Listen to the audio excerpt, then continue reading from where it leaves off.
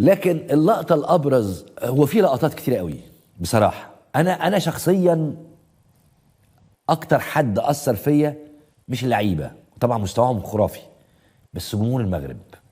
عارفين جمهور المغرب اخد طيارات من المغرب وتقريبا ما نامش، ودخلوا الاستاد قلبوا الدنيا، قلبوا الدنيا طول 90 دقيقه.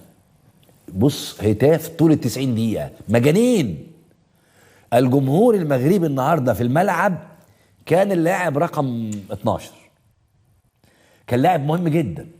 لكن من اللقطات البارزه جدا في الماتش ده يا حضرات هي لقطه اللاعب اشرف حكيمي لما بعد الماتش باس راس والدته.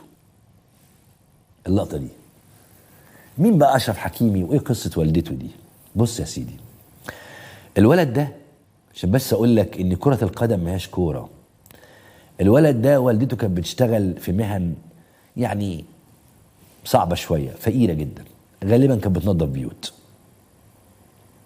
وامه جرت عليه وفضلت وراه لحد ما علمته وبقى لاعب كبير، من اشهر واحرف لعيبه في العالم اشرف حكيمي، وبيلعب في مانشستر سيتي، صح تقريبا ما خانتنيش الذاكره، سوري في باريس سان جيرمان مع ميسي، انا اسف، مع ميسي ونيمار واسمه ايه بتاع فرنسا ده، اسمه ايه اللي هو خط الهجوم بتاع فرنسا، الشاب الاسمراني ده.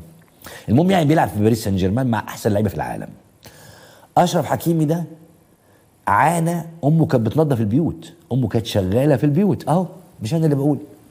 اللاعب اشرف يحكي معاناه طفولته، امي كانت تنظف المنازل وابي بائع متجول.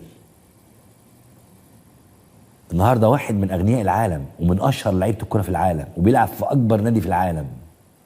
فلما خلص الماتش راح بس والدته زي ما انتم شايفين كده، بس راسها.